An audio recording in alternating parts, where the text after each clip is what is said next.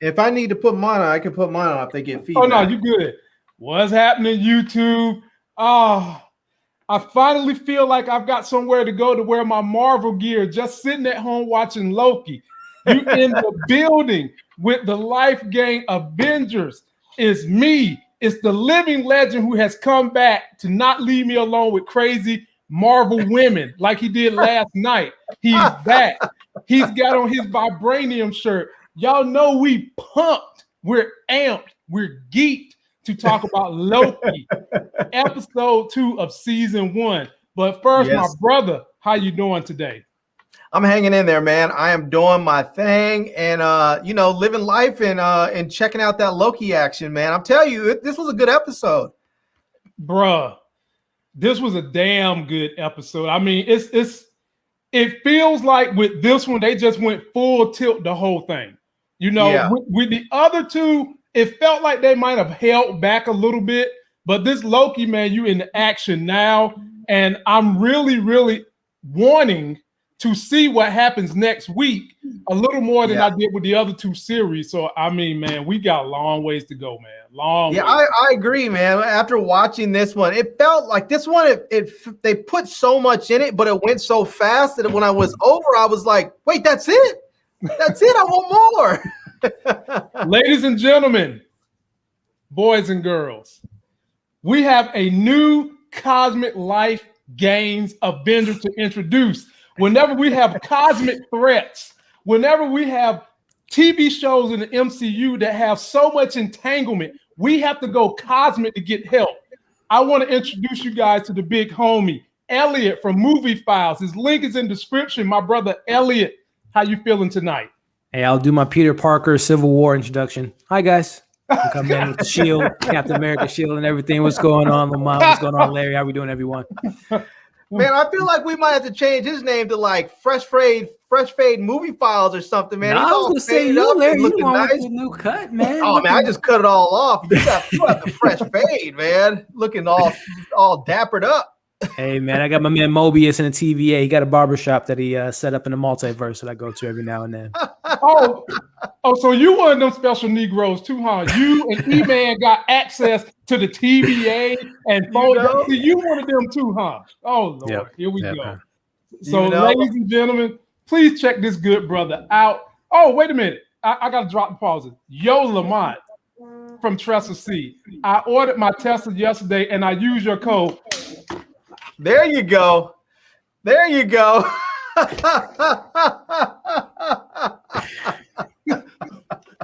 Wait a minute. Man. Wait a minute. Not Trestle C. Trestle C, I thought you was completely against Teslas, but I'm so glad you got one. I guarantee you. Trestle C's been saying in the comments section that she's been fighting her urges not to buy one. She says she's been trying to be responsible and not get one, but she says she was having trouble fighting the urge. Well, Trestle C, I guarantee your life is about to be changed. Your driving life is about to be changed. And of course, if you got any questions, comments, or concerns from the plug to the speed of the charging to the kilowatt, hit your boy up. Let's do this, fellas. Let's get on into this. Let's dive on into it.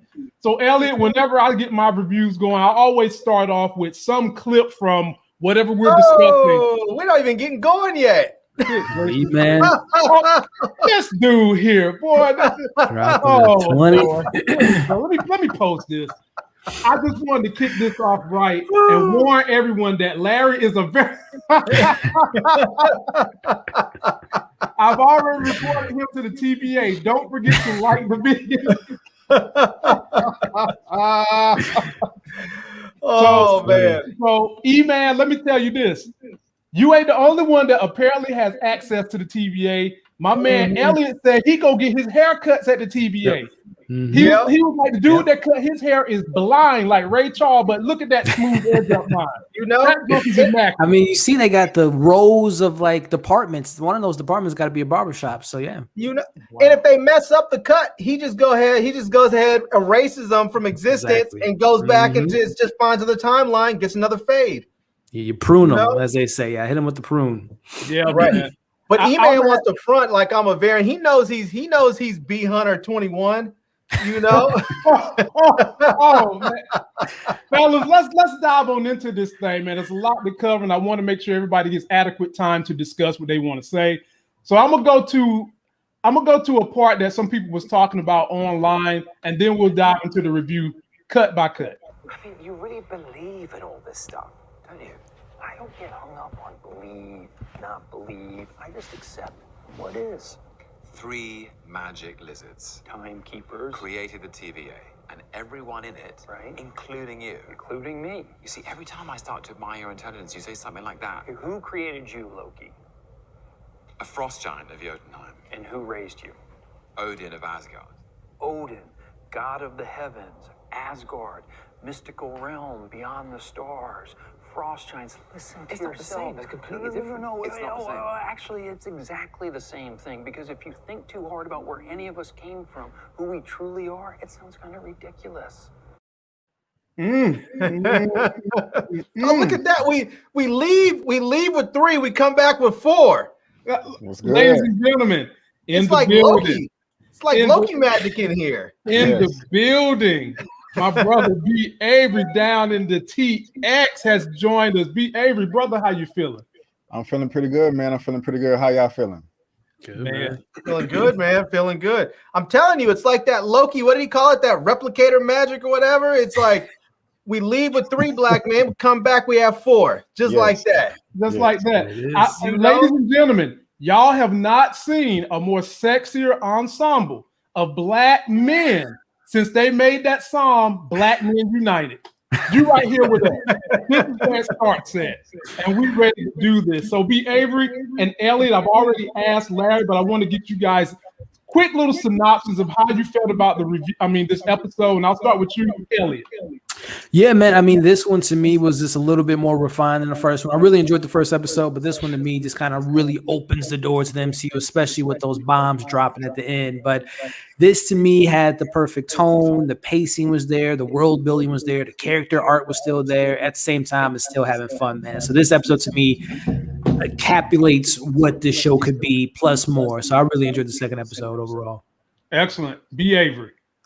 I like the second episode too. However, I think I like the first one better because it was just kind of fresh, kind of new. They gave us so much. This one right here, I don't know. I liked it. The ending is what I liked the most of all, and what that's going to be opening up for the future. But it was still real good. Still real good. Okay, cool. We'll dive into it. So You know what? Go ahead, No, Larry. let me just stop this for a moment. When you've had like 3 weeks of time to think about how you feel about this episode, since we have special Negroes in here with early advanced screenings, we want a more detailed, thought out answer with all kinds of insight in there. You know, when you watched it like 5 times in the last 3 weeks, while the rest of us scrubs are just up here waiting at 3 a.m, waiting for that clock to tick from 2:59 to 3 so we can start watching. You know, we don't get all that extra time. We don't get all that extra time to contemplate.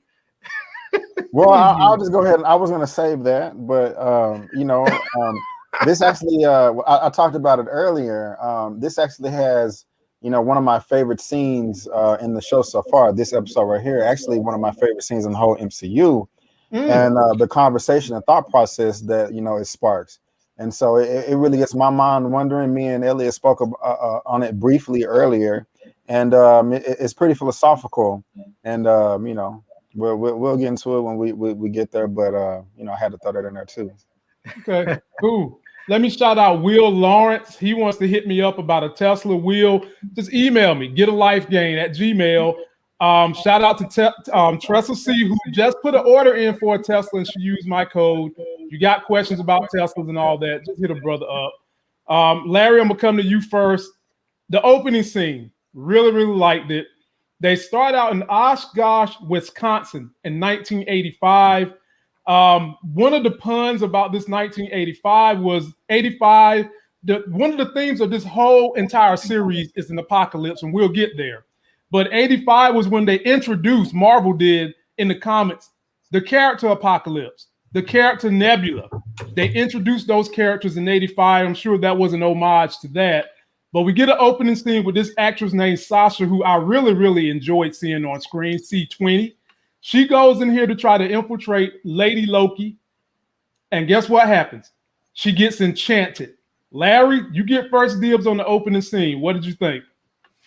Yeah, I have to say I was happy to see Sasha Lane in there because I've seen her in some other things before. I can't remember which movie I remember seeing her in, but there was something I saw her in that I really, really liked.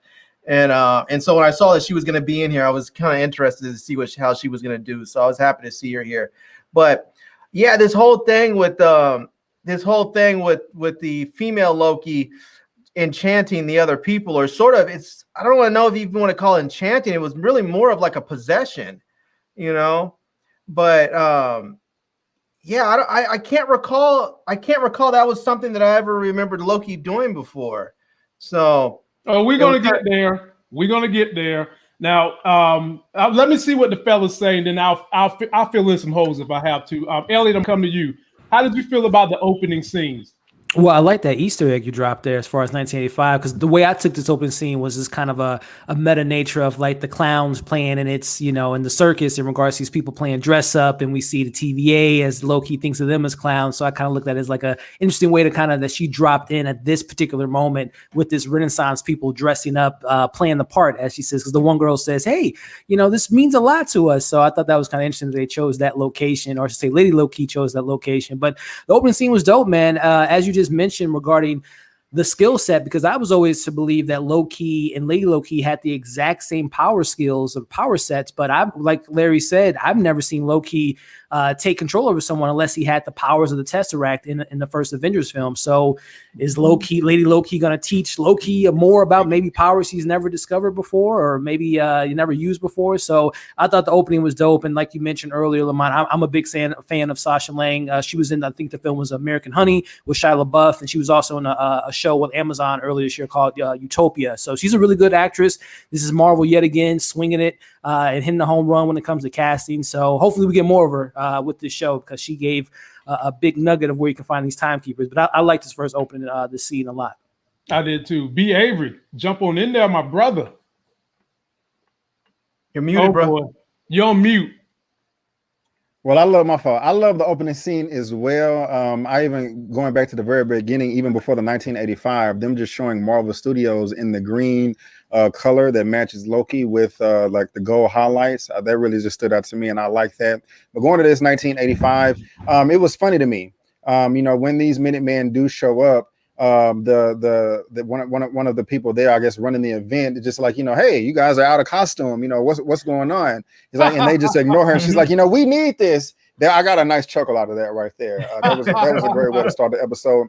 You know, but it's just funny because you know, people, sometimes we do need escapism, you know, to, you know, get out of our normal everyday life, whether it's through the weekday or the weekend, whatever, you know, even if it's in a happy life, sometimes you just like to change it up. And so it's just funny to me, they went all in with the set design and the costumes, and hey, you know, we're in this Renaissance period. So that was pretty cool to me.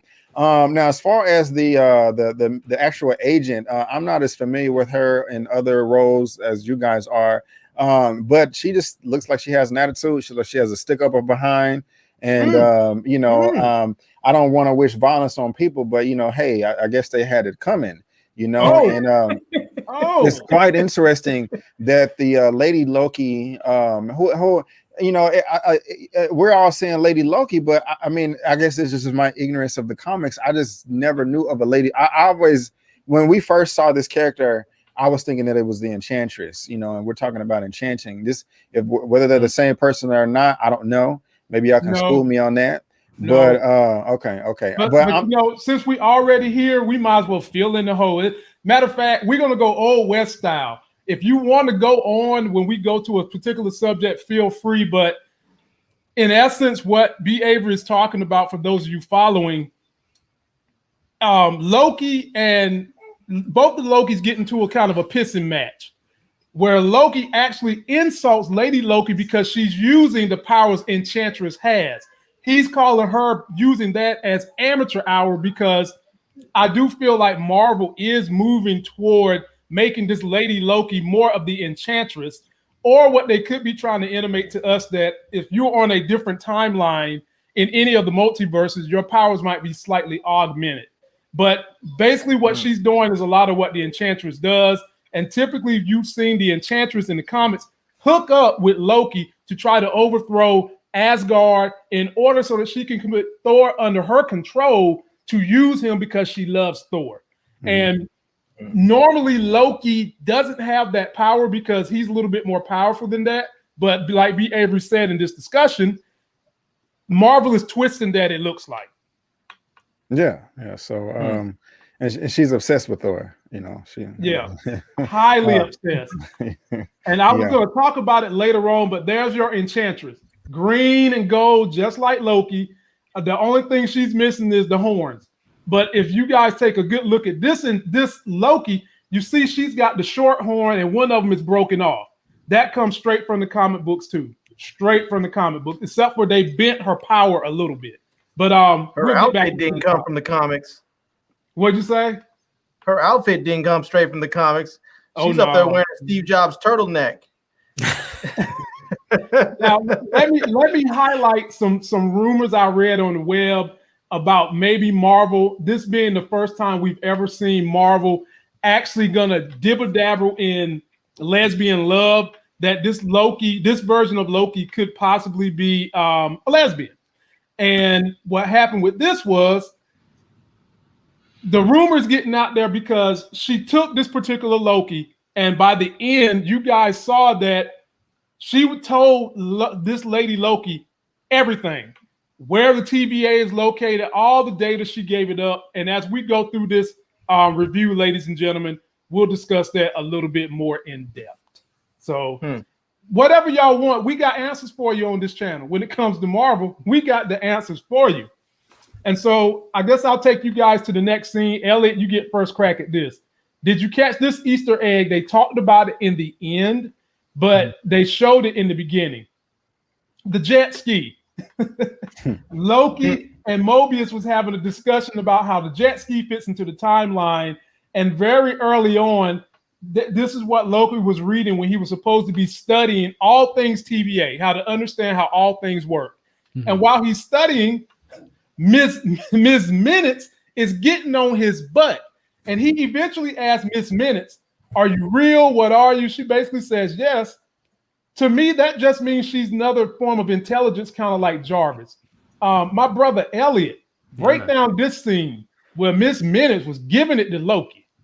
Well, Miss Minutes, I think that this will be the most sold out Funko plush doll. The kids are going to be dressing up like Miss Minutes this Halloween. Like this is Baby Yoda for the MCU. I think this character would be the next kind of Groot character. It's so much fun, and just the back and forth that she has with Loki as he, like you said, is supposed to be studying. But looking at jet skis, which I do think that we talked about it on Brandon's channel a little bit earlier. I think my man Mobius will be getting the jet ski by the end of the season.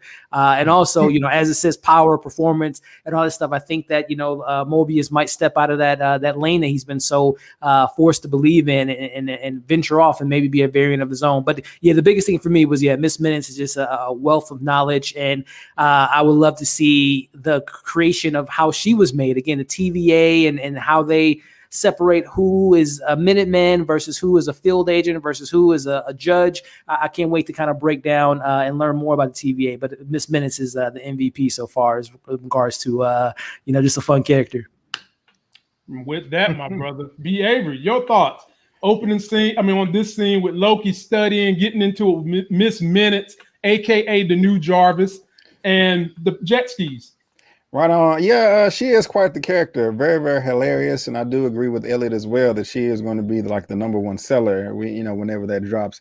I love the character. And that's also a good reference. I didn't think of that as Jarvis, and this is like, it's exactly like Jarvis. And the technology is taken even further because, we didn't really get any type of visual representation of Jarvis. But I guess this is how it would look in the TVA. So this is kind of cool. But like Loki did ask the question, we don't know if it's a complete program or there is some sentience, but it's probably a good mixture of the both. As far as the jet ski is concerned, yes, I would love to see Owen Wilson sailing on somewhere in a big body of water in the jet ski saying, "Wee!" That would just be hilarious. But I don't even remember seeing this like in the magazine at the very beginning. So you just got that good eagle eye right there. That just kind of slid by me. I recall that the first mention of a jet ski was when Mobius said it later on, but I didn't even see it right there. So that's pretty cool.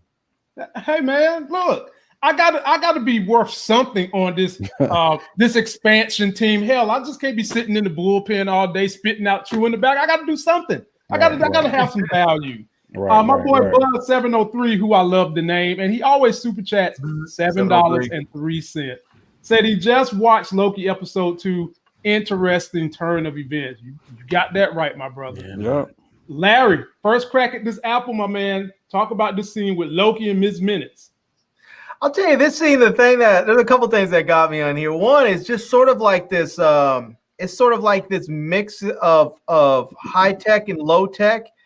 When I was watching the scene, because here you have like this obviously high tech 3D sort of holographic AI, or maybe she's sentient, I don't know. And at the same time, she's like sort of existing inside of like what looks like a Commodore 64 or something, Okay. And at the same time, you look at the phones and they have like these old school rotary dial phones in there. It's just at a typewriter. It's just funny that you see like this sort of mix of old and new, because she's clearly sophisticated way beyond anything that that computer should be able to handle. So I don't know. I just thought that was kind of funny. That and the fact that Loki needs to step up his fly swatting game, because he was missing her left and right. Damn, bro. Loki got a lot on his mind, Larry.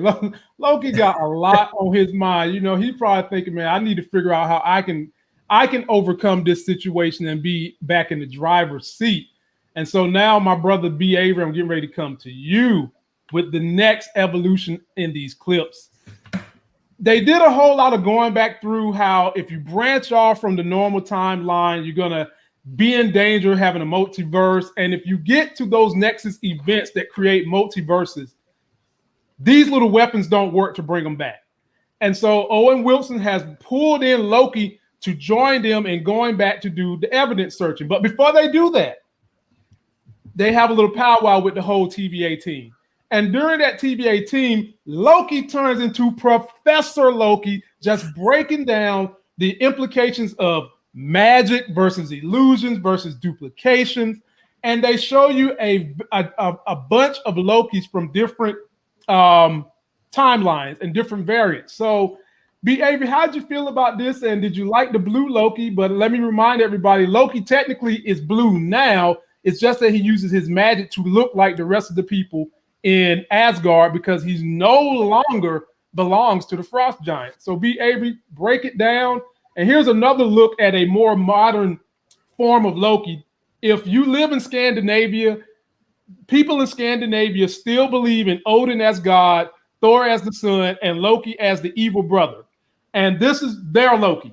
This is where all the mythology comes from. And you can see Marvel did a good job of mashing that up. Having said that, B. Avery, floor is yours, my brother. Yeah, man, that last picture you showed, that looks quite frightening right there. And I have a few questions, man. I don't even know if I can break this down, because I don't remember that little blue figure popping up. I don't know. I don't know what's going on. My memory has lost me.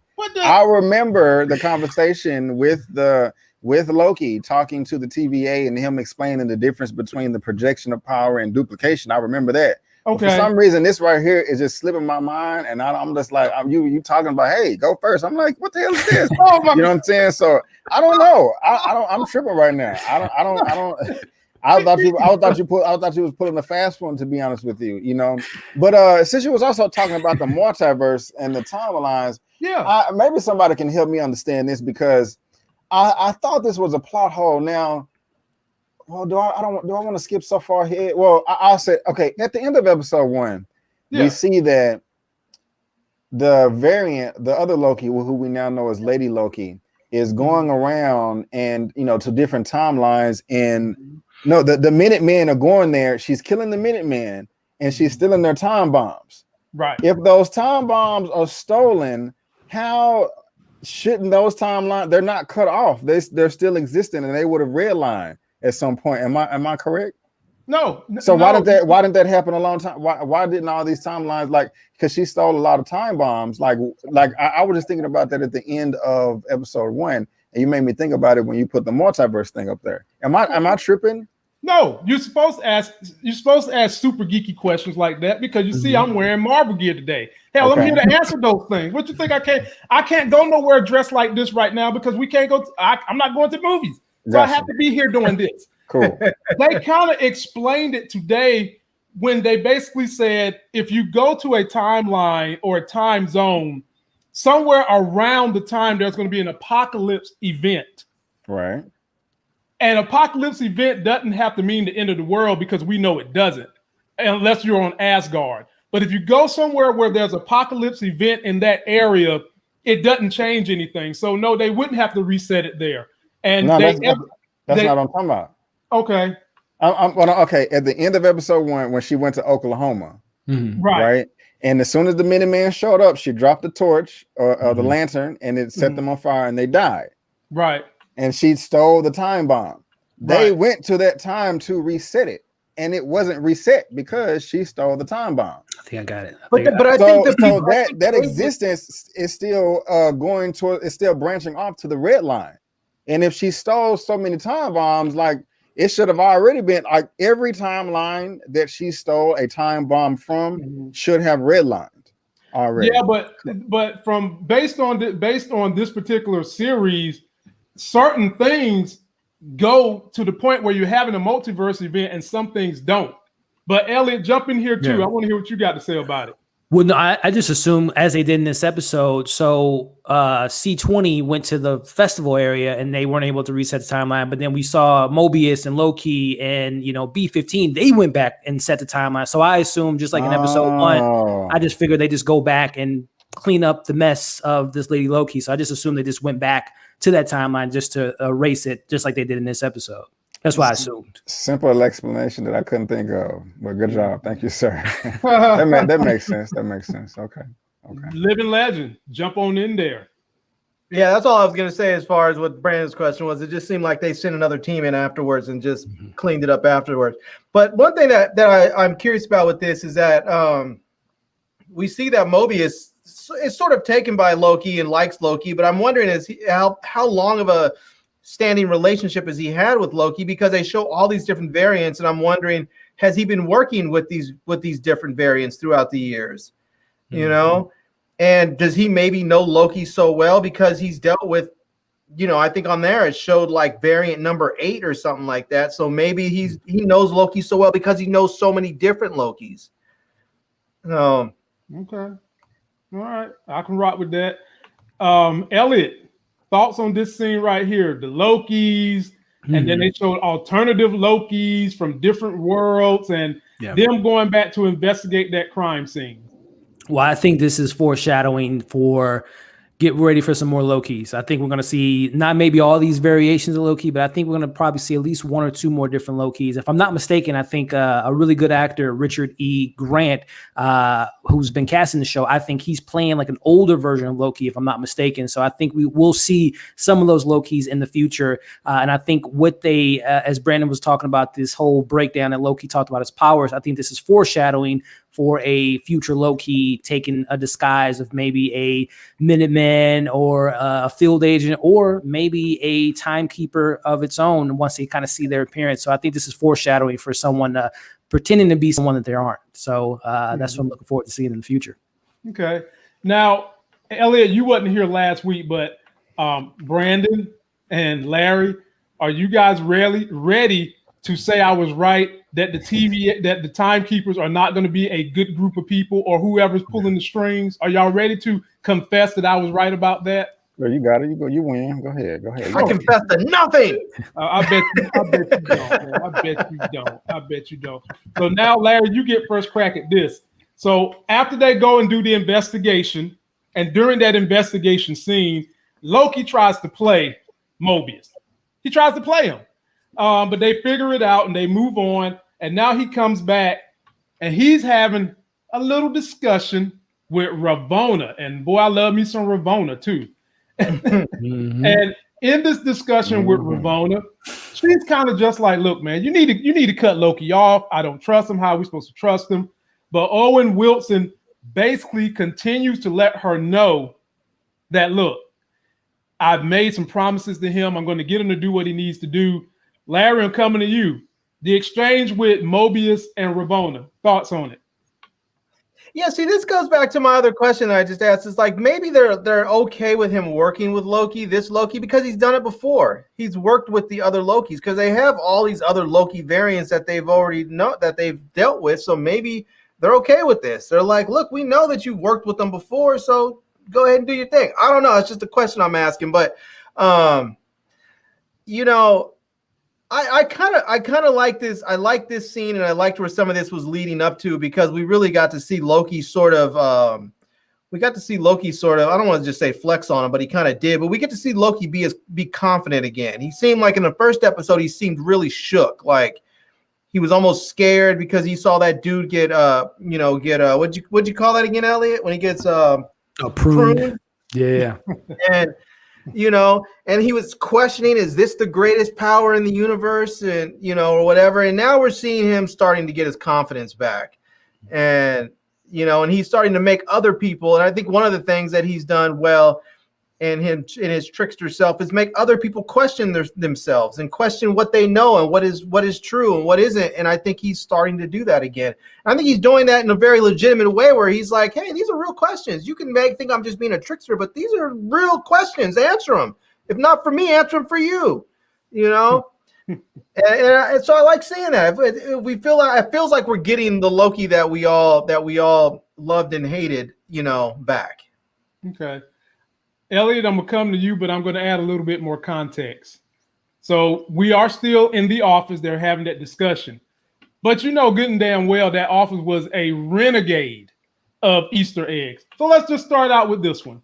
They've got the timekeepers' faces in there, but everybody wants to talk about the one in the middle, who we are starting to think is Kang. You see the scaly face, but I never recall Kang's face being scaly, okay? But the issue is, we know that Jonathan Majors has been cast to be Kang in the MCU, and he was even asked if he was on this series, and he dodged the question. And the other thing we do know is that Ravonna in the comics had a relationship with Kang. Kang was her boo thing. And then one final Easter egg, when she decided that she was going to let Mobius take off with Loki. Take a look at this pen. Can y'all see what that pen says? Oh, look at that. Franklin D. Roosevelt. What was Kang's real name? Nathaniel Richards Roosevelt. Having all that context. Elliot, take the wheel.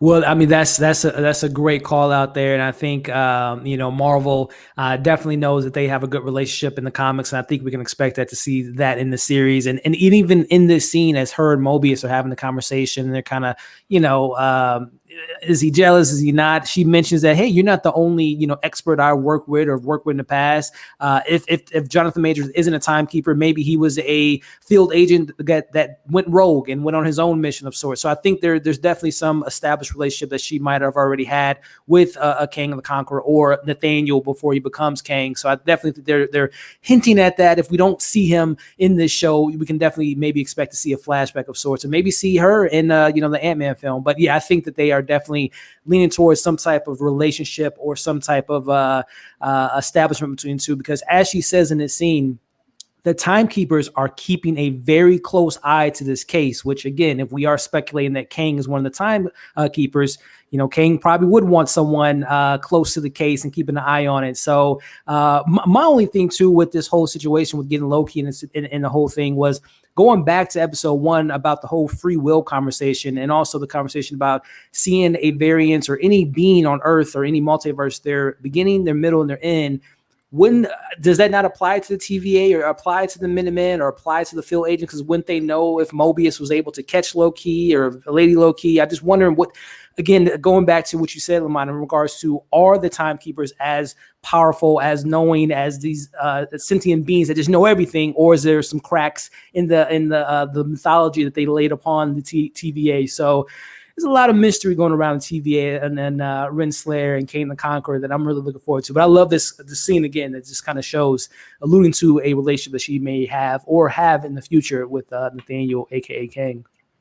Now, didn't we ask that question last episode when we talked about it? And we were saying that if everything is so perfectly aligned, where everything is supposed to be, the timeline is supposed to be set, and no one really has free will, then there wouldn't be the existence of variance. The fact that there are variants says that this timeline is not as set in stone as they would like us to believe. Right. Because otherwise, there would be no need for the TVA. For the TVA, exactly.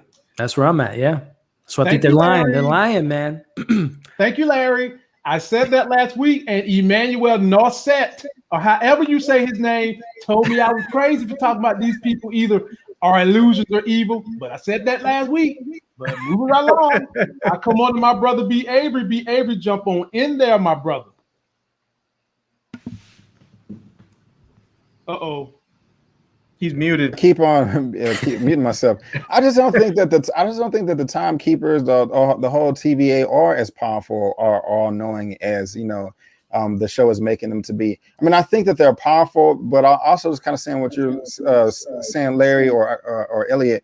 There are some cracks, in the system that I think, and also since you have Kang the Conqueror up there, and one of the TVA members, I personally don't think that Kang is one of the TVA. I think they're probably from the same race or lineage or something like that, same family or something. But I just don't feel that he is a timekeeper. I don't think he's going to pop up in this show in episode 5 or 6. I kind of hope they don't. The way I want this to develop, I hope he doesn't pop up until Ant-Man. And yes, of course, I do believe that there was some previous relationship between Ravonna and Kang. But on top of that, and she looks so serious, I kind of also thought that there's something going on between her and Mobius. I really do feel the energy. I would not be surprised if they either have something going on now or they did in the past. Or at the very least, he's feeling her. But I kind of think there's something there, and I kind of hope it is. To be honest with you, so. Because that'll just kind of humanize Mobius just a little bit more, especially since he's so passionate about a jet ski. So we'll see, and hopefully that develops out. And who knows, she might get on that jet ski with him when the unraveling of what is going on with the timekeepers breaks down, and his eyes are open, hers are open. They might be on them jet skis together. I felt the same energy. Yes. The way they had that dialogue with each other. I mean, for crying out loud, she's getting on the brother because there's a ring on her table where he keeps putting his wine glass or his alcohol glass or whatever you want to call it. And then he finally grabs a hexagon pun back to WandaVision to put on top of the glass so that she will quit arguing with him. That is definitely something someone who's had some deeper chemistry together is going to argue about, if you're going to keep letting the person continuously do it over and over again. That was a good catch, B. Avery. Really, really good one. Real good one. Go ahead. Oh, no, that was it. There we go. All right. I think there are more than one Mobius like a clone. Remember what she said about the rings. Hey, man. I mean, you preach to a choir here. We know that there's all these different variants, these different timelines. We probably so. As a matter of fact, I wouldn't be surprised, fellas, before we move on, that something happens. Mobius doesn't have his job, and Loki takes over. They even kind of mentioned it in this series. And when he hops on that jet ski, if you guys remember, he said that would mess up the timeline, and he would be creating somewhat of a Nexus event. I wouldn't be surprised if we see him and Ravonna on that jet ski. Wouldn't surprise me one bit. And shout out to Kobe for that super chat. Appreciate you, my homie. All right, B. Avery, we're back to you. So after Mobius leaves that office and he's got his confirmation. He done signed the paperwork. He goes back out with Loki. They're having discussion. He wants him to get his study on again. Loki runs over here to this lady who's like, can I get the files of how life started? No. Can I get these files, how it ended? No. Only files you can get are about you. But before we go there, did y'all catch that little T372 Easter egg? I did not. So the first time that the TVA ever dropped in the MCU was in Thor versus the TVA. There it is. In 372. Nice. That was the first time they popped up. Nice. But now, Elliot, I'm giving it to you. Talk about Loki and the documents he did find that reveal what happened to Asgard. Yep. And if you look really, really close, it talks about the name of the team that Loki put together called the Revengers. Floor is yours, my brother. Yeah. No, that's a great little Easter egg to Ragnarok, which I think actually too, just to not to backtrack, but I thought episode 1 of this show was so like reminiscent of Ragnarok in regards to just how Loki came to the TVA, very similar to Thor going to Sakaar and all that stuff. So definitely a nice little nod to what we get with the Revengers and Thor Ragnarok. But in regards to this scene, man, again, we talked about the suspect nature of the TVA and the suspect nature of the timekeepers. You know, the Liberian, secretary lady says, classified. Is it classified? Do they exist? Do those files even exist? Is it all made up of a sorts of the beginning of time, the beginning of TVA? Does she have access to it? So I think that is, a nice little funny moment that obviously she wouldn't give those files to Loki. But again, do those files even exist in the first place? So I like, again, this is just showing Loki as he never takes direction. Mobius tells him to study the work and he's doing something else, but obviously he does, figure some things out that obviously help them out. But again, I just love this kind of development and kind of breaking down everything. And again, when Loki sees the destruction of Asgard, he gets emotional, man, which is great to see this villain that we've known to love or hate in the MCU getting these back-to-back moments of last week, finding out that his mom died and he was responsible for that, seeing his own demise, and now seeing that his home or what he known to be home has been destroyed. So this just puts again into his head a new mission, a more glorious purpose of life, and maybe veering away from his villainous ways. So I just love again how they're kind of breaking down this character that we've known for 10 plus years and giving him a new kind of path of life. Man. Wow. B. Avery, I don't know how you go behind that, but hey, you next on deck. Well, yeah, going back to the librarian scene, that was just kind of funny to me. The bell doesn't work. I mean, it's just silly. I mean, they have all this advanced technology, but then they have old dusted technology too. It's quite interesting to me right there. But I like how Loki is thinking. He's like, man, F this. How was the TVA created? How was time created? When does it end? Like those are the all-knowing questions right there. And this dude just trying to get straight to the point. But if you go to that picture of them, if showing Mobius and Loki walking, if you could put it up real quick, the first picture you pulled up in this sequence. Oh, I done deleted it. Oh, it's all good. But one of them, if you look in the background, man, you can just see how deep those hallways and corridors go. I mean, it was just floor on top of floor on top of floor. And it just went back so deep. And, that just kind of shows me, okay, yeah, of course, you're going to need all these employees if they're, going over the whole multiverse, managing that. And that just kind of stood out to me. But kind of just also like Elliot was saying, I do feel sorry for Loki, seeing him, how emotional he was and, breaking down after he's seen the destruction of Asgard. It's pretty sad. And, just shows all of Tom Hiddleston's acting chops and just another standout moment in this episode. Yeah, man. He's acting his ass off, bro. Yeah. I mean, I'm not saying I've ever said he wasn't a good actor, but he's playing this role for sure. I'm glad he got this and that he never was capped up. He was never Captain America. Larry, drop your thoughts on this, my brother. Yeah, it makes me wonder, what is a class 10? I mean, if they have a total planetary destruction as a class 7 apocalypse, what in the world is a class 8, 9, and 10? I mean, that's just crazy. But I mean, I thought it was a funny scene. Just it was more that it was in the same vein, I think, as in that first episode when they asked him to sign here. The sign this is everything you've ever said, and he said something again, and the printer printed out another sheet, and then another sheet. It's sort of the same vein where everybody's got this very stoic attitude. Just, Loki comes in there, he's sort of, I imagine, I don't know what these people talk about, around the water cooler, but I would imagine that Loki is probably a fan favorite in that office. They're probably like, in this boring, sterile work environment, here is this sort of breath of fresh air.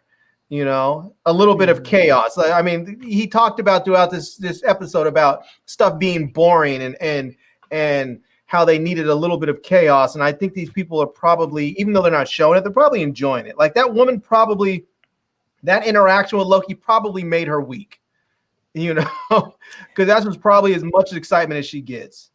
To that point that Larry's bringing up, I like where he's going on that, because it is something interesting to see Loki. Obviously, all these people were created by the TVA, or the TVA was created by the Timekeeper, so they have like their own belief. Obviously, we'll talk about the belief system that Mobius has, but when you throw in someone that's not born in this, knowing this world, they're going to question things. And I think that Loki being the mix, as Mobius thinks is a good thing, he's going to probably have these people question their belief system, how they do things, asking questions that no one asks, like, where do we come from? What the hell is a fish, as Casey brought up last week? So right. I think having this chaotic character working so close to this tight-knit, follow the guidelines, he might blow up the TVA and have these people asking questions they never even thought to ask before. So I think, like to Larry's point, is really interesting that Loki is digging things up and maybe having people question the TVA.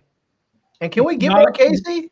Not only the TVA, but have you guys noticed how Loki has, not just this episode, but the last episode, he keeps asking people about having fun and doing things like that when you're in a place where you're supposed to be as bland as white bread. And I think that at some point in time, somebody is going to let their hair down, and it's probably going to be Mobius. He's going to let his hair down and cut loose. Mm-hmm. Well, you see that he already wants to do so with the jet ski. Right. I mean, he wants to have this sort of recreational activity that he's never been on one. He doesn't know if it would be fun or not, but he's thinking that this is something that I want. Right. Which is kind of against what he should be thinking. That's right. He's supposed to be in their propaganda wheel. And I want to know what happens to the TVA if they end up dealing with someone like Wanda, who you said who's a Nexus being. What happens when you have to deal with someone who's not affected by because all this stuff is, I don't know, what do you call it, magic technology, whatever. When they're not affected by it, then what? You get your ass beat.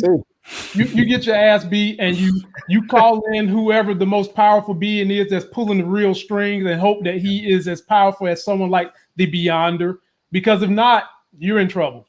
And I think that one of these big reveals is possibly, I don't want to connect the dots and give y'all all this free information, but I think the Beyonder is connected to this thing too. And I'll talk about that when we get to that point. Next, I'm coming to you, B. Avery. Okay, so Loki done got this knowledge. He done figured things out. He has figured out that if you go to an apocalypse event, you can hide from the TVA. And he makes his illustration by taking my man's salad, shaking salt on it, calling it the whole. Then he slipped pepper on it, called it something else. Then he go and take his boy milk and call it Surtur. Yeah, man. And to prove the theory, they go back to Pompeii, Italy, before the volcano erupted, and Loki did his very best to try to change things. Nothing happened. B. Avery, floor is yours. Yeah, man, I think it's hilarious that even when they went to Pompeii, Mobius is just like, okay, let's just make some little bird noises. Loki like, F them, like, you're free, you're all gonna die. The volcano's about to erupt, Mobius over there just about to lose his mind. So that was just kind of funny. And Loki's like, yes, I was right. Just kind of, I laughed. I did too, man. I was laughing. I laughed even harder and shook my head when he was just showing everybody lunch, man, because like I was saying earlier, you don't mess with nobody's money, but especially you do not mess with anybody's food, especially when they're hungry, And it was just kind of funny too, because Mobius, it seems like he's not really happy with his job, and right. He's kind of just dreading it. And I hate my job, but hey, I can't get on a jet ski, but the highlight of my day is my little salad right here. And then here comes Loki. He's like, God damn it, you know, like, Have did you some read the fun. files? Did you read all of the files? Okay, I'm trying to eat my salad or whatever. And you know, I was also saying, like, you know, it's funny because like you're the one that hired him, you know, when he has a solution and you don't want to hear it, man. And you know, the salt and pepper thing was funny. I forgot what was Elliot. What's the guy's name there in the back that he got his milk stolen from again? I forgot. Casey. Casey, yeah. Casey. You know, he's like, hey, you know, he get abused by everybody. He's like that. He's like the guy off the that gosh, Office. Is it Office Space movie? Office Space, yeah. My stapler. Yeah. The stapler guy that at the end gets, you know, put in the basement and then starts to build on fire. Like, that's gonna be Casey. Yep. Or whatever. Burn it all to the ground. You know, but at the same time, with all that being said, you know, Loki was still able to get his point across and make a valid point. And so, you know, that's just you know, how badass he is. That's right, man. Mobius, I would say, is the definition of a company man. Definition of what they call a company man in corporate America. Larry, jump on in there, my brother. What'd you think about this? Larry, he was trying to warn these people that volcano was about to erupt. Yeah. I mean, this to me was great because, you know, we often think about our superheroes or villains because they're super powered. They have some sort of magic, or they have strength, or they can fly, or they can do something spectacular. And here we're seeing that without any of that Loki's just flat out smart. You know, he's all of his magic and stuff aside, he's just a freaking genius. You know, that here you have this entire agency and all these people trying to think through all these problems, and here he shows up in just a matter of a day or two. He's figuring stuff out that they couldn't, you know. And it was just kind of one of those flexes again, where he's just like, yeah, I'm that dude, you know. And so anyways, it was, and I really love this relationship between him and Mobius. He's kind of like, you know, it's sort of like Loki's that dude when you go to college and your roommate's like from some podunk town whose dad was a preacher and never went out against the grain, and then his roommate's crazy and takes him to a strip club during his first week of college, and then the kid's ruined.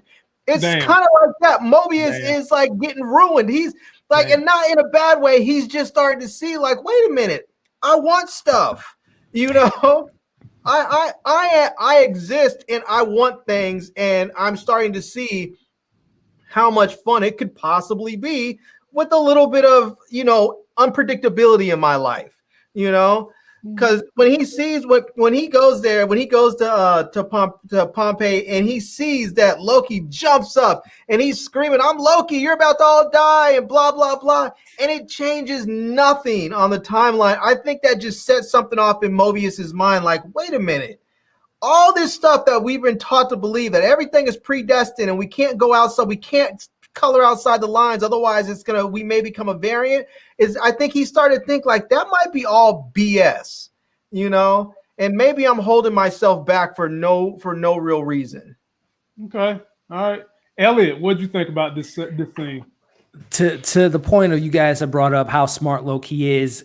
He's not a dummy. He's going to keep that knowledge too. However this show ends, he knows now that you can go into different timelines that have apocalyptic type of situations that he is going to definitely use to his advantage. So I think Loki will definitely keep that in his back pocket if we do get a future season 2 or, you know, some movie with him appearing in there, that he's going to keep that. But it also speaks again to, okay, now knowing this knowledge now that episode 2 gave us, who else has done this tactic in regards to going to a big level event? I don't know what we consider Avengers 2012, an apocalyptic event, an alien invasion. Does that explain why the Avengers were able to go to 2012 and not be detected by the TVA because they weren't noticed? They were an invasion going on, and explains why they didn't get pulled into to trial. But I think them showing us this, that people can pop into different timelines where things are meant to be. We're going to see people do that in a Doctor Strange, maybe in a Spider-Man. I think that this information is definitely something we can look forward to seeing in Phase 4. Wow. 100% agree. Great points. You guys are all right on with that.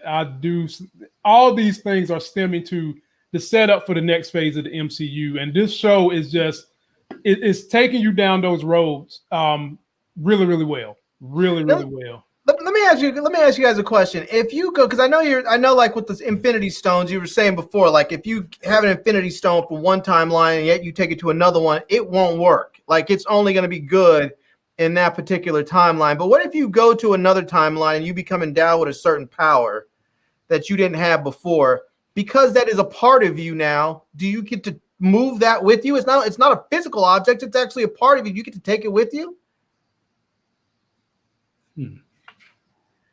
Well, so to go back to your one, but you said you take an Infinity Stone from one timeline. You can't use it another.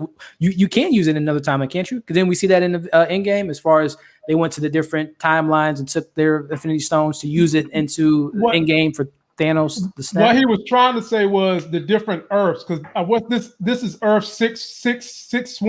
I think. Yeah, But you can't take it to a different Earth or a different planetary number like 732, and you won't have that power. No, the MCU is saying you can't do that. But you can go within your timeline and use the Infinity Stones if you are in the 616, but you can't go outside the 616 and use those same stones.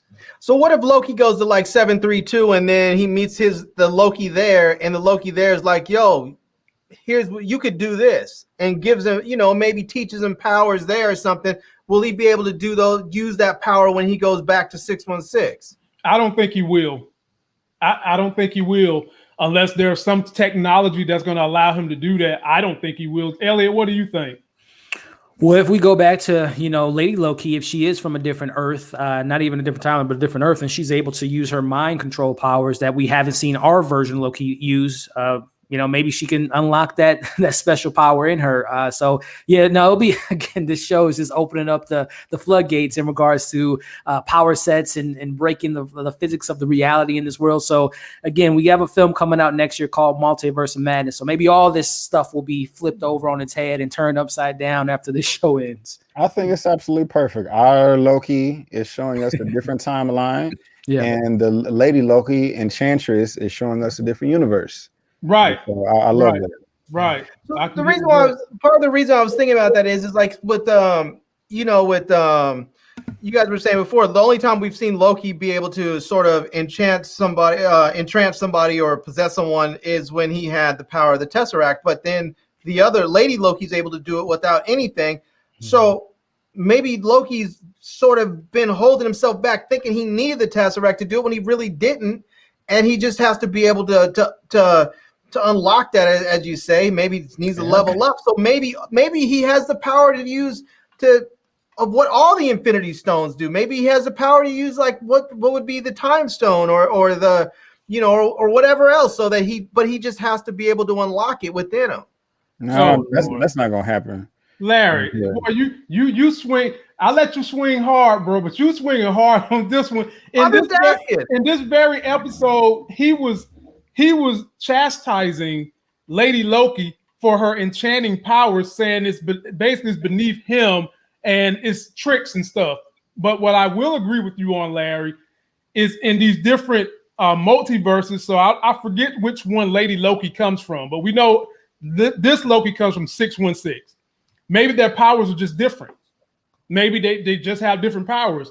And it seems like the MCU is taking this Lady Loki and has given her the powers of the Enchantress.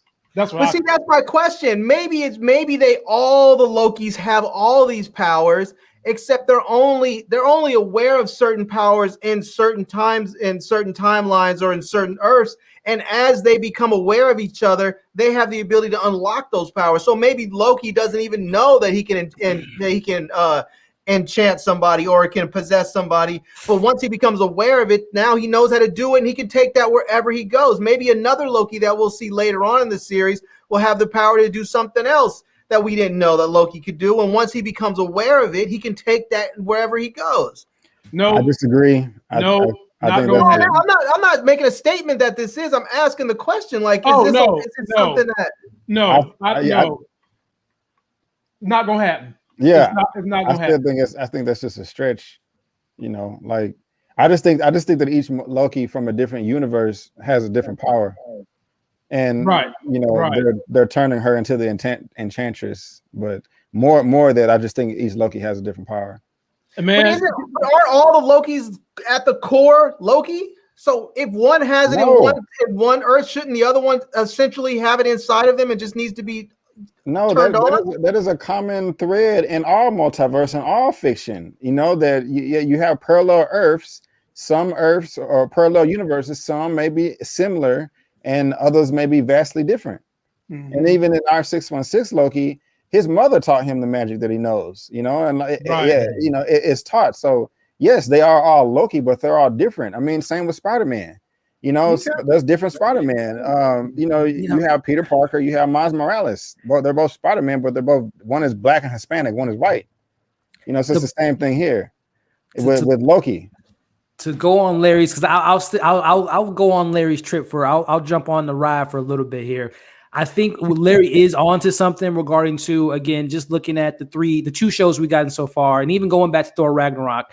Thor never knew. He thought that he was the god of thunder. He needed, Mjolnir. He needed his hammer to enhance his powers. But we find out in Thor Ragnarok, well, they kind of retcon that in Infinity War, but he doesn't need that. So he had to learn that from Ragnarok. And he gained new powers. We look at Wanda, who was, Wanda Maximoff. She didn't know that she had the Scarlet Witch in her. We see Sam become the Captain America. So I think, to Larry's point, Loki may discover, maybe not like a new power set, but he might discover something that he never knew that was inside of him, to kind of play on, like I said, what Larry was going on, that he might discover something new, as we've seen these two shows, these characters picking up some new abilities. So who knows? At the end of the show, Loki might have something cool and new and fresh to do.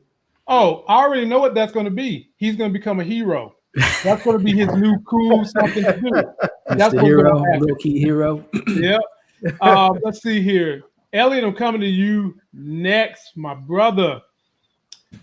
I really enjoyed the dialogue between Mobius and Loki. And in this particular scene, Loki says something that I know Larry loved every breaking second of.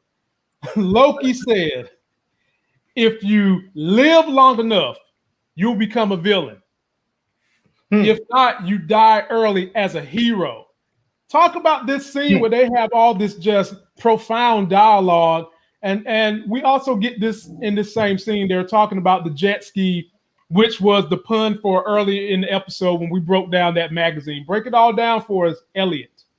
Yeah, no, this is great writing here. You got two people on the complete spectrum as far as polar opposite people. One guy follows the guidelines. The other guy is a chaos of, he's a chaotic character. They're in a lunchroom environment with this beautiful technology behind them in the TVA. But I'm more fascinated in what they're saying more so than what's going on in the background. And the conversation is so fascinating because it's just questioning your belief, as Mobius brings up, I believe in the TVA, I believe in the timekeepers and a sacred timeline. And Loki, you come from Asgard, and you come from the lore that you have, and Thor and Odin and all that stuff. So it's so interesting to see these two people kind of talk about the meta nature of comic books and all this stuff, make believe and imagination, and that's why I think, as we talked about earlier, I think Mobius will be that character that might flip-flop. It might be the Loki of a sense that he goes on his own path. He might become a variant and live his own type of lifestyle once he interacts with this Loki and really kind of opened up his mind. So this is phase 4, man. We're talking, what do you believe in? We got the Eternals that may or may not be, gods in the MCU. We already dealing with gods with Loki and Thor and Odin. So it's just, Marvel's doing it, man. They're finally having these deep cut conversations and having these interesting characters having those conversations. So I think Brandon talked about it in history, and this is one of the better scenes of the show and maybe of the MCU in regards to this conversation. It's really, really awesome to see this on a Marvel Disney Plus show. This conversation about life and where do we, what do you believe in and all that stuff is really, really cool. What? So y'all talked about this on Brandon's show. So the clip that I picked to be my headliner, I did good. Avery? I did good. I picked that clip. And so now, Avery, I'm going to get in here and let you jump into it. And like Elliot was saying, this was absolutely the same conversation where they was discussing basically metaphors for creationism versus evolution. And we also learned just how much of a company man Mobius is. And we also learned that Mobius, for whatever the reason, he said that some people view Loki and the Asgards as gods. But if we can recall Thor 2, The dad said, we're not gods. We live, we die. So be Just like Avery, humans. jump on in this thing, my brother. Yes, sir. Yeah, this is what I was saying earlier was one of my favorite scenes of the episode of this season and one of my favorite scenes of the MCU, just because it gets into your belief system. And it's not just the conversation, the words they're spitting, it's the way they are, the delivery, right. And I love, you cannot believe this, that these space lizards, time cops, or dictators of everything, ruling everything, and there's just no free will. I mean, I love the way he's delivering his lines, and he's like, yeah, that is what I believe, and he just like, what is the point? I mean, I don't even know if that's a question that people can just really answer. They can say something that sounds nice, and I'm not saying that they're right or wrong. I'm just saying that it's just one of those things that is different for everybody. Like, what is the point of life? What is the point of this? Like, if this created this, and this created this, and this created this, and then this created this, like, what is the end goal? And these are the questions that this scene is asking. It seems like Owen Wilson has an answer, but Mobius, but he's just not satisfied with it. Like, well, we're just trying to protect the past, because Loki was saying, like the timekeepers are trying to protect the future and unravel everything. And he was like, what's the point? He's like, just to get to the end, where we meet in peace, and even if that's the case, it's like, what is the point, if they know everything, and so I love that back and forth right there. It really got my brain, turned up to the highest level. It was pretty cool, man, and I can't wait, to see how far they take that this question as far as answering is concerned. Mm-hmm. Good commentary, behavior, real good. Larry, what'd you think about this scene? Yeah, this is one of those scenes where I'm really glad that Disney and Marvel are able to actually cast real talented, skilled actors and not just a bunch of pretty CW people. No, you didn't. Wait a minute. What? Yeah. No, you didn't go there. Larry, come on, man. You were doing good this whole hour, and now you know what, boy. If you're watching this CW and you thought about signing me and Larry, he will apologize behind closed doors. That's all I'm saying. But yeah, man, this scene would not have been the same if you had lesser actors, and so I'm glad they had those two in there. But I think that, I think when you look at, I know they're questioning each other, and they're both, Owen Wilson's character Mobius is talking about his belief system, but I feel like he's already doubting everything. I think just the fact that he's working with Loki is in itself is sort of like him saying, I'm pushing the envelope as far as I can push it and still not be looked at sideways. I think working with Loki is that for him. It seems minor, but for him and for the TVA, that's a big deal. And so I think he's already, I think even before Loki, maybe because he's dealt with other Lokis, or maybe just because he already had some of that questioning bit in him. I think him wanting to work with Loki is just another way of him saying, yeah, I'm questioning things and I want to kind of see where it goes. Mm-hmm. And, because we saw the first episode, they didn't want him to work with Loki. They were like, no, he's dangerous. And no one, and what's her name? Hunter B12 or whatever it is, or what's her name? Is it B12? B15? B15 it is. B12 is a vitamin. Anyways, she didn't, she doesn't like him working with Loki. So I think that that's just part of, I think he's just going through his own existential crisis, mm-hmm. and no one else is really seeing it except for maybe Loki, Mm-hmm. Right. And Loki's asking the questions and making him think stuff, and he's trying to make Loki think back and asking the same questions back, but it's not really having the same effect, because I feel like Loki has so much more worldly experience, even though he's only really experienced his one world, where this other guy's experienced all kinds of worlds. He's only experienced it from one perspective, where Loki has dealt with all kinds of different stuff. So yeah, I feel like, I don't know what Mobius's journey is in the comics, but I feel like we see where it's going right now. Like he's going to break at some point, and he's going to break, and he's not going to be the company man that just follows orders and is droning on. I mean, we see him already from the beginning where he's not that, and it's going to become much more apparent, I think, as the episodes go on. He ain't the only one that's going to break. Ravonna breaking too. I'll just go ahead and tell y'all you can book that. Judge Ravonna is going to be breaking. Book it. All right.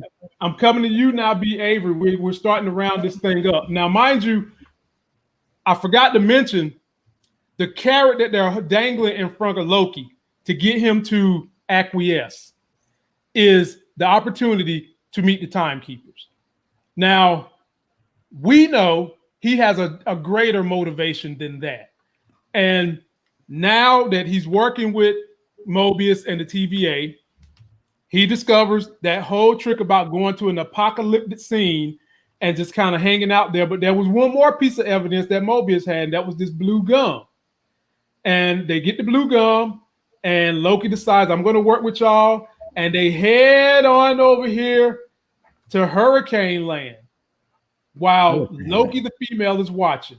B. Avery, you get to take the wheel from here.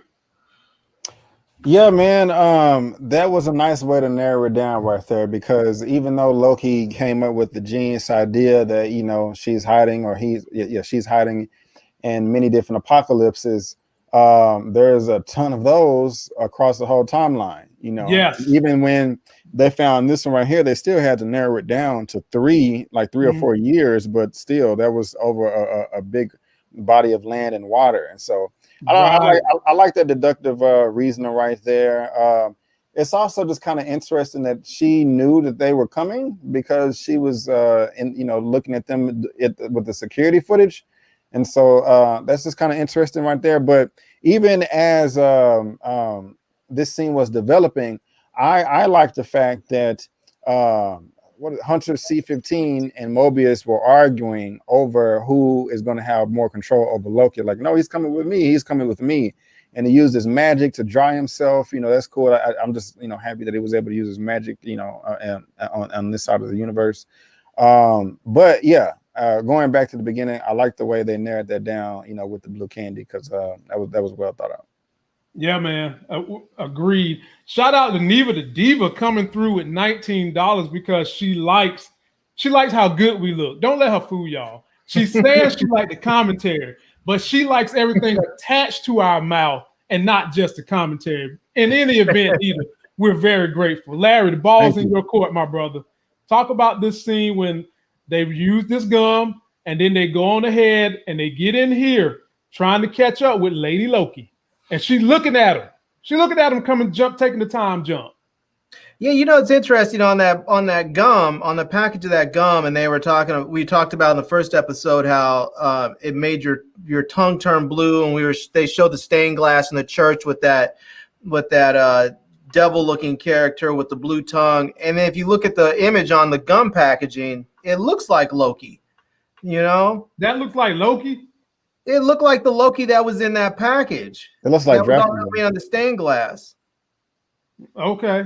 In the first episode, it kind of looks like him. So anyway, I was just looking at that. I was trying to figure out if there was something else in there with the 9 units and all that. So I don't think I've seen gum with 9 units. Usually they have like 7 sticks in there. So I don't know. Maybe it was some special thing or something. But that's that 2050 gum. The future, right? Yeah. That's that old future gum. Elliot, jump on in there, my brother. How'd you like the way they shaped all this out?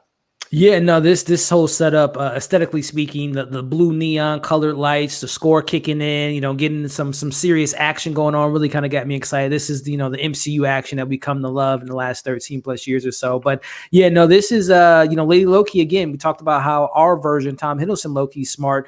Well, this Lady Loki, not only is she capturing these reset bombs, but she took C20's little navigation thing with the settings and minutes, so she probably was able to track or see where they were going to go next. So she's just, again, it's just showing you the wits and the smarts of Loki, that they don't take anything as for granted. They take all the little details and use it to their advantage. But This whole setup was great. Again, we have B-15. She does. Wumi Mushaku does not trust Loki, and she has every reason to not trust him because everything he does is always part of a scheme. He told Owen Wilson, Mobius, so many times this episode, I'll never do it again. I'll never backstab. But yet he is in his DNA to have some type of trickery, some type of plan set up, as we know that he leaves with his Loki. But no, this scene was so awesome, man. And we'll obviously talk about the ramifications of what Lady Loki did, but just that whole setup, going with B-15, Mobius running into C-20, and obviously getting that reveal. But this was just such a great scene. And like I said, when we talk about that ending, that's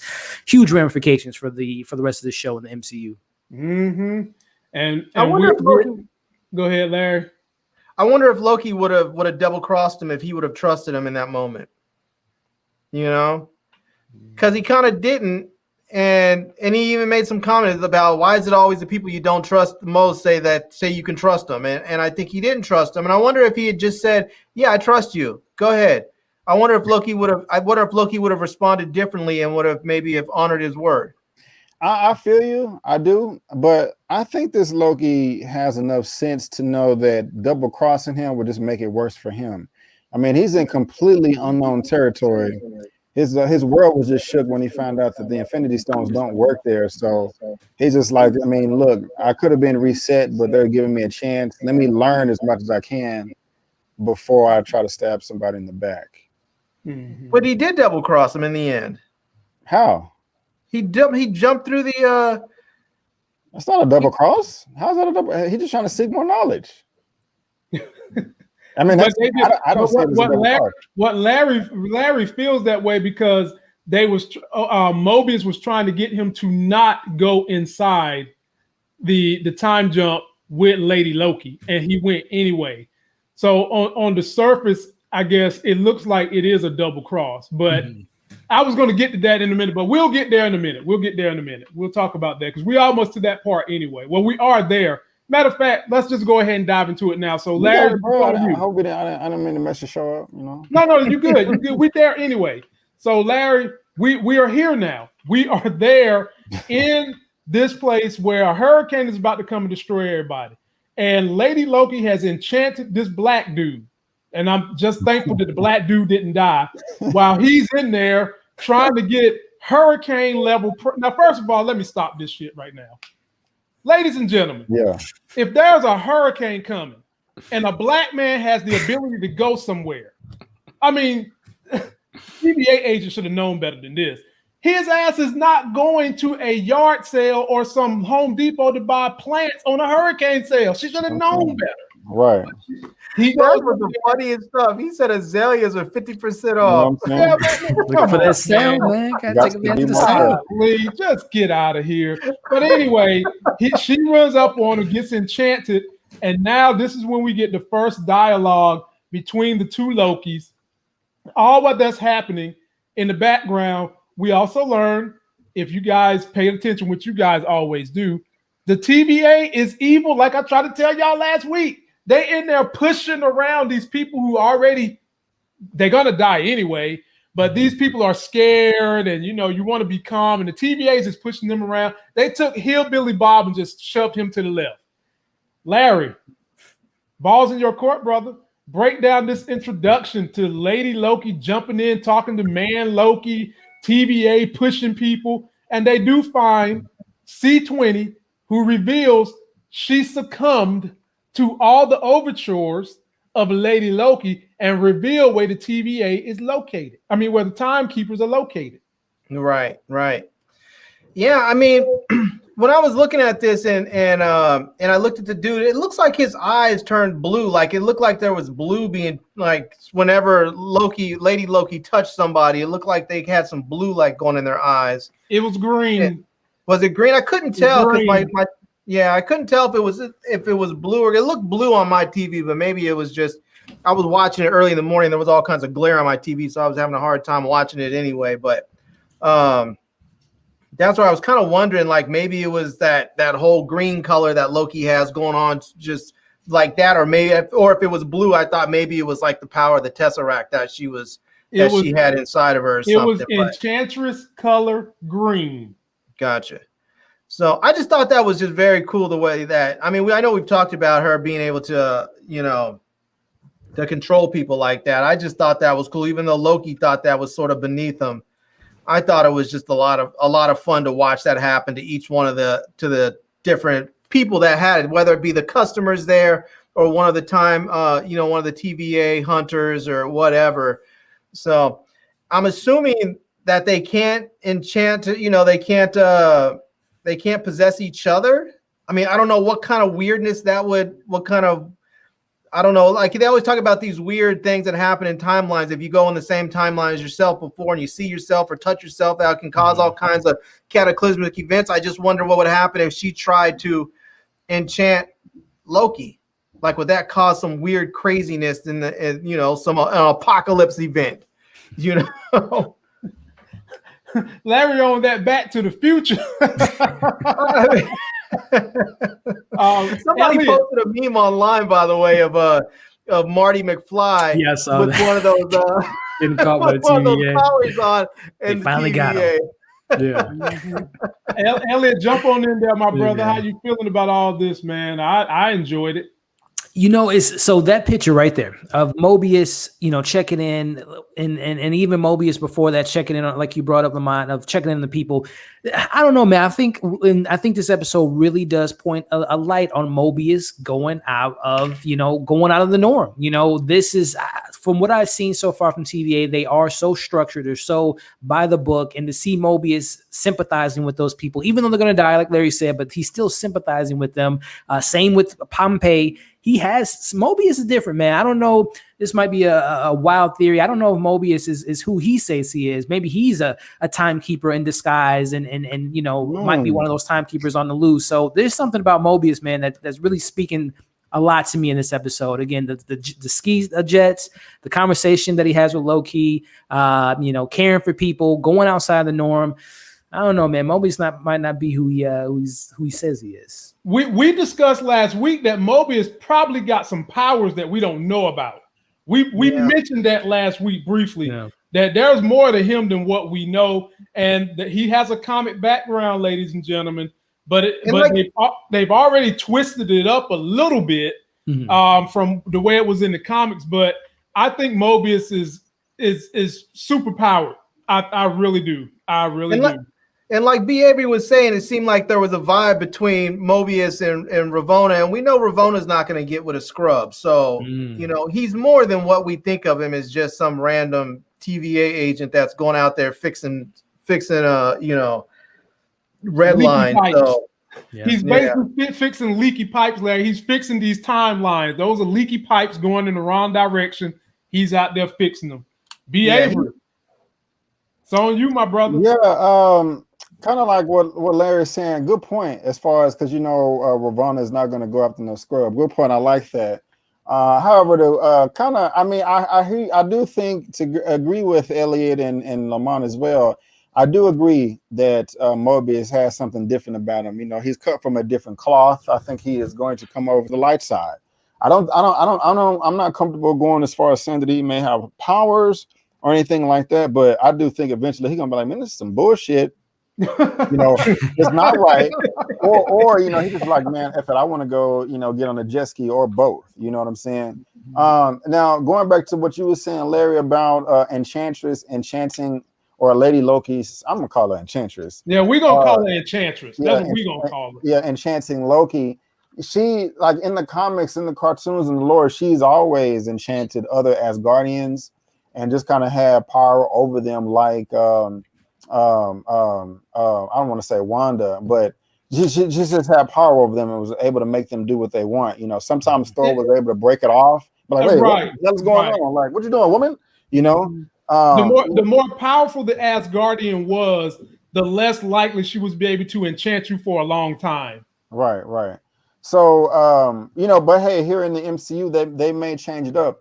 Now, this scene is funny right here, but the other one where it was Hunter C20, where she was saying, I forgot exactly what she was saying, but she said she gave it away. I wonder what gives her so much authority and power that she that she is able to meet or know how to get to the timekeepers. However, Mobius said he's never met them before. You know what I'm saying? So that's a good point. I kind of thought that he was above her. I don't know. She was tripping balls, but you know, it could have just been hallucinating, not making any sense. We'll just have to see. But yeah, all that was cool. Right. The Enchantress is the one in Earth's Mightiest Hero that kidnaps Thor and basically was just had him on some, I forgot what she took him to, but she had some place because she was in love with him, right? Yeah, she's in love with him. She's in love with him. She's in, and there's a comic version.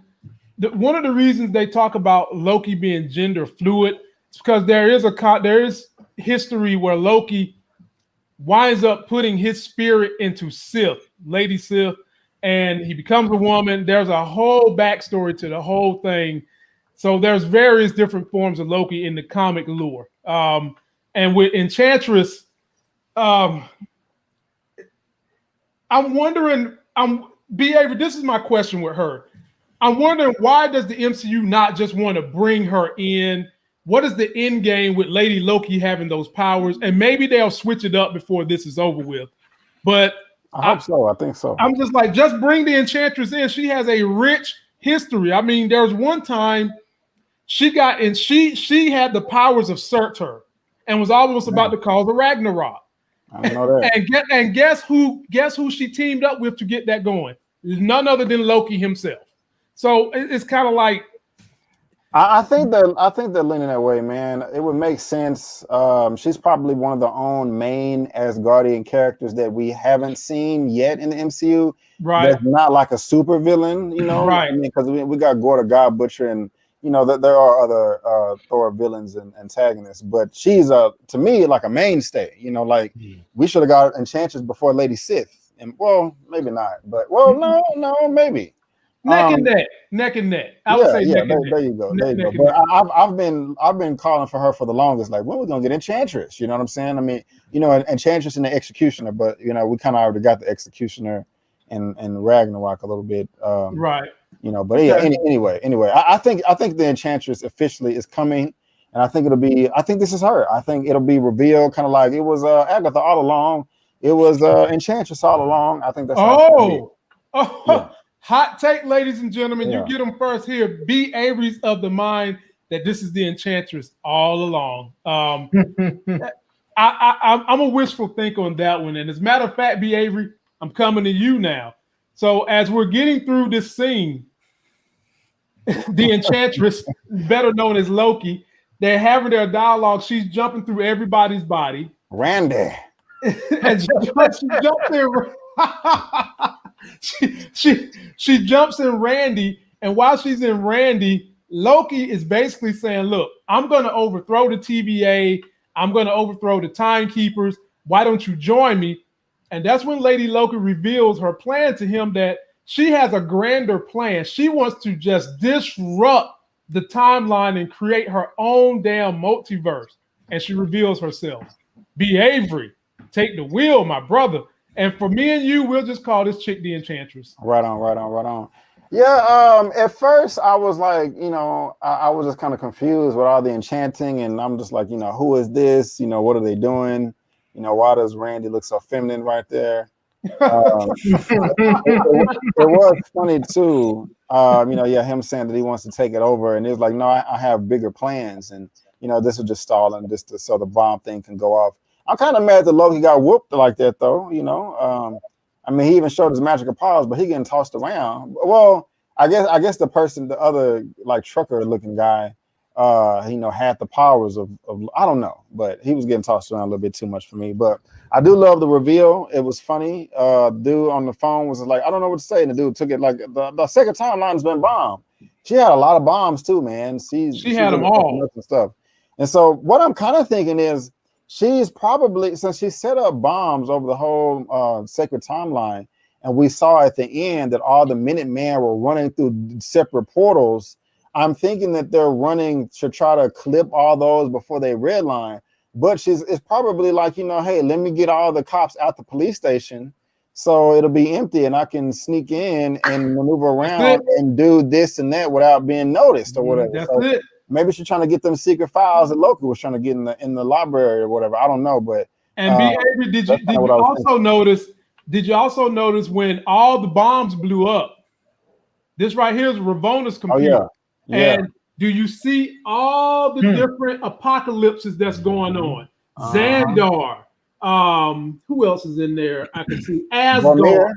Yeah. So everybody's having to go to all these apocalypses, so much so that Ravonna had to put her gear on, grab her little hammer stick and her hat, and get in action. And it's like you said, B. Avery, the TVA is completely empty. Right. And they've got one in here from 1984, and I saw where that was a nod to Savage Hulk, where he took on Doctor Strange of the Multiverse. He took on Spider-Man in the black suit and Thor and Wanda. Everybody had to come together to try to defeat the Savage Hulk. But that was just a little pun that I saw on this screen right here.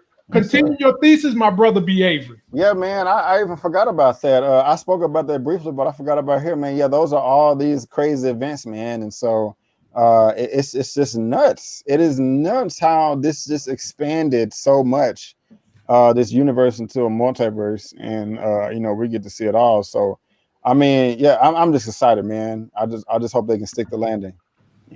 You got that right. If they can get a little bit of that Simone Biles in them, they'll stick that landing. Larry, jump on in there, my brother. Yeah, I was looking at this and thinking they should have cast Christina Hendricks in here, for Lady Loki. Boy, you still now. If y'all want to know the actress name, this is the actress name, Sophia De Martina. What's up, girl? Yeah, you can have her, B. Avery. I'll let you have her all to yourself. Okay. I'll keep C20. Okay. Go ahead. C20. C20 is the chick with the dreads, right? Yes, that's C20. Yeah, yeah. I'll enjoy taking that stick out her butt. Nice. Oh man, you guys can have them all. I'll take Ravonna and just sit back and watch with it. Yeah, this scene was funny with Randy and then the other dudes. It was just funny. I mean, I feel like Loki probably could have fought back, but didn't really want to. We've seen Loki get busy when he wants to, and he didn't really seem like he was really trying to do much except not get hurt. Right. But I thought it was funny when he called her Loki, and she said, "Don't call me that." Yeah, yeah, she did say that. She wasn't feeling that. No. More reasons why she the Enchantress. Exactly. Thank you. Yeah. B. Avery always have my Larry. I might have to kick you out and give B. Avery a paid position. He when it comes to these comments, he always got my back. I don't never got to listen to his mouth about the rightful ruler of Wakanda or none of that mess. See, I didn't even bring up Killmonger.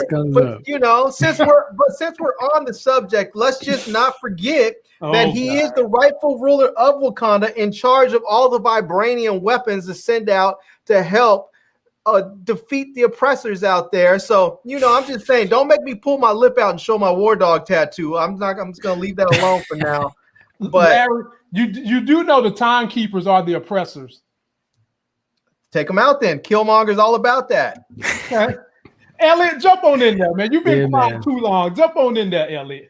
No, man, this was how you end the episode, man. The implications of what Lady Loki's doing. Why does she want to disrupt the timeline? Again, this speaks back to not only maybe the Enchantress thing that we're thinking, but also just maybe she knows who the timekeepers really are, and she really wants to shake and muck things up and show them for really who they are and their motives. So, yeah, man, I think this not only speaks to this show, but I think what she did will speak to other future MCU projects in the form of movies. I'm looking at Doctor Strange 2 and obviously Spider-Man 3. So I think this is definitely going to shake the MCU up. But Loki leaving, I think this is again, just Loki being smart. Owen Wilson, Mobius might think, as we talked about earlier, that he's betraying them, but I think he's just going to get more knowledge.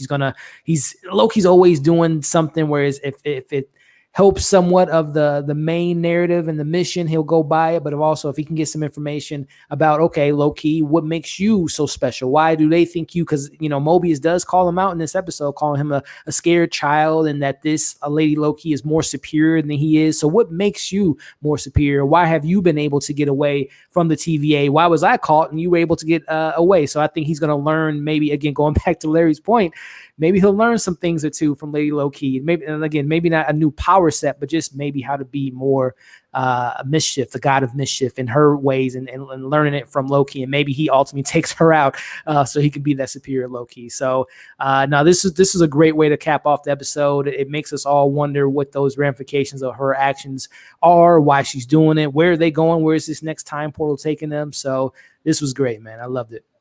I'm with you. Echo everything you said. And that's going to conclude it for us, ladies and gentlemen. I'll go through the fellas for one more final rebuttal.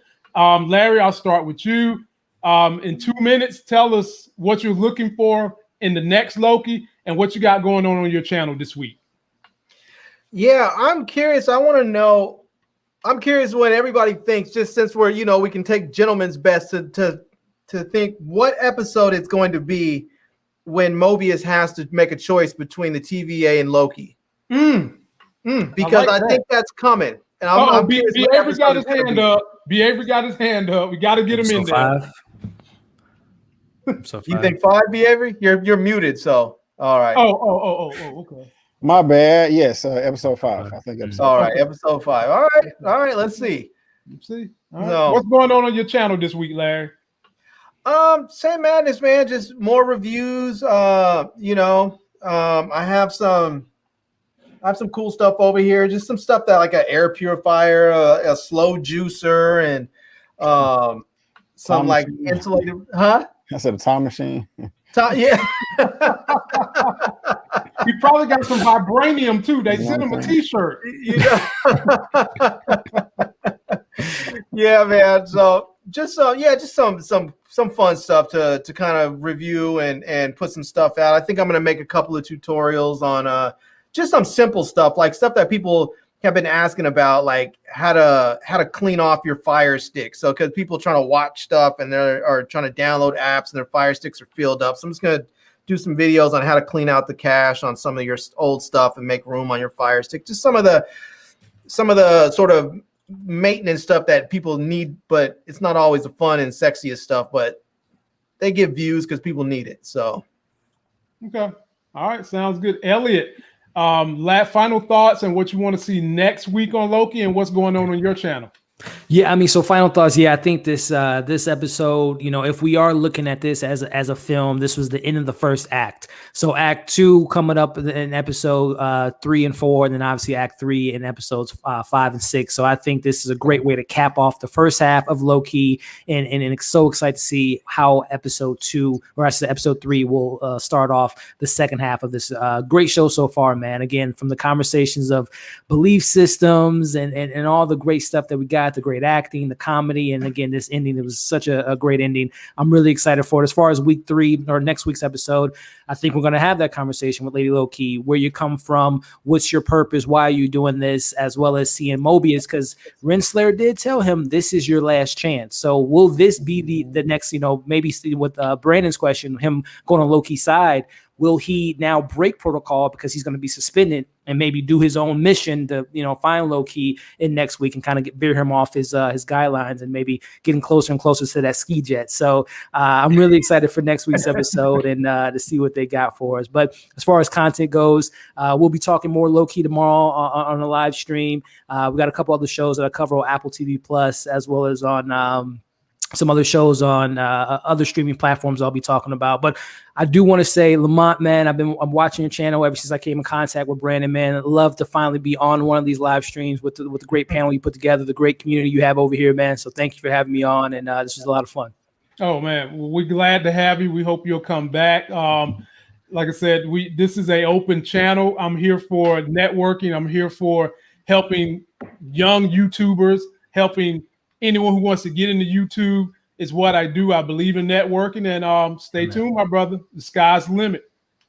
B. Avery, last but not least. Yes, sir. what do you think about next week's episode and what you got good going on your channel. And please tell me you're getting some sleep while you're still working on them cuts for the sluts. Oh, I'm about to go to bed as soon as we're done with this right here. I'm tired, man. As far as this episode, I think I'm liking it even more just based off the conversation that we had tonight. It's pretty fun. Y'all really got my mind wandering, and that's pretty cool. I may have this playing in the background again as I'm going to sleep. But I think what we're going to see next week is, well, before I even say that, is like there really hasn't even been an antagonist introduced in this series yet, you know, other than the timekeepers, but that's just speculation. And we haven't even met them or even know if they exist. You know, you can't get mad at the Lady Loki or Enchantress just for, you know, trying to be free, you know, it just like it's not Loki's fault. He just picked up a damn test. I mean, shit. If opportunity, the test was fell in his lab. Opportunity, what you gonna throw it away? You know, like everybody gonna throw away a briefcase of money. He like, I'm free. You know. Well, Avery, that's like asking if a Brinks truck drops a case of money and the Brinks truck keep on going, don't see you pick it up, are you gonna pick it up? Man, if you cannot, I just say this: when it comes to finding money, if it's unidentifiable, then it's mine. But I guess if it's like a Brinks truck, you know. Like if I find some cash in the parking lot, I'm keeping it. If I find somebody's wallet in the parking lot, I'm gonna return it because you can identify it. But that's just my thing right there. But I think the next episode we are going to find out that the TVA is a farce. There has to be. I mean, there's no reason why the Lady Loki and Enchantress are not going to have a conversation about what's really going on, or her thought process, or why she's doing what she's doing. I mean, that conversation, I don't see that conversation not happening, you know, and either Loki is going to join her or he's going to be on the fence. And I can't wait. And so, yeah, I'm pretty excited about that. As far as I got going on my channel, man, I just have another show coming this Sunday, another movie news roundup show. I cannot wait to talk about one topic with whoever wants to show up on this panel about the movie pass and the FTC and like all that coming out, the news that the CEO, they were purposely resetting people's passwords that was using the service too much. That's just crazy. That's definitely going to be one of the topics. Other than that, what's going on my channel is I just have other reviews that I'm going to be putting out. And if I can just kind of share my screen real quick, this is an independent black film that was shot here in Dallas, Texas by one of the guys I went to college with. I've been knowing him since like 2003. He's not in this picture right here, but they made a black hip hop musical film. It's, you know, it's on Amazon Prime right now, and I did a review for it. And so I just got, you know, of course we always got to support, you know, our black brothers and sisters, our black content creators, but this is an independent project too. They spent like $5,000 or $10,000 on it, and so, you know, just scraping up their pennies, what they got to put something together. And it's you know, it's the black guy in the hoodie, his name is Joseph the Hotep, and the white guy's name is Scott. And it's kind of like, you know, Morpheus and Neo, him teaching him like, hey, you have white privilege. I just want to address it and, you know, turn you into an ally. And so, but it's a hip hop musical though, and it's pretty dope. So I did a review for it. If you want to go view that on my channel, you can. And also, the film is on Amazon Prime. It debuted today on Amazon Prime. If you guys want to go support some black independent filmmakers. Yeah, cool. Sounds like a plan to me. Well, ladies and gentlemen, I'm not going to be up here tomorrow. Thursday's a day when individuals that come to me for one-on-one about anything I do on my channel, I take that day and work with them. So I'll be doing that tomorrow. Friday, I will be back with Living Legend, just covering previews for the shows we watch on the weekend. Little bit of movie news roundup we do, and a little bit of gossip. We do it all on Friday to make it fun and entertaining. And be safe out there, my people. And if you're still looking at my stock videos and just really learning the fundamentals, again, do not waste money on the Reddit stocks unless it's money you can lose. And not only can you lose it, but I would say this as a caveat: money you can wait for the stocks to get where they're at right now. Having said that, be safe. Don't forget to like the video, subscribe to everybody on this panel. Hopefully we'll all be back again next Wednesday. And until that next Sex is Hell video, which will be Friday, we'll see you. Killmonger's the rightful ruler of Wakanda. Man, take off that.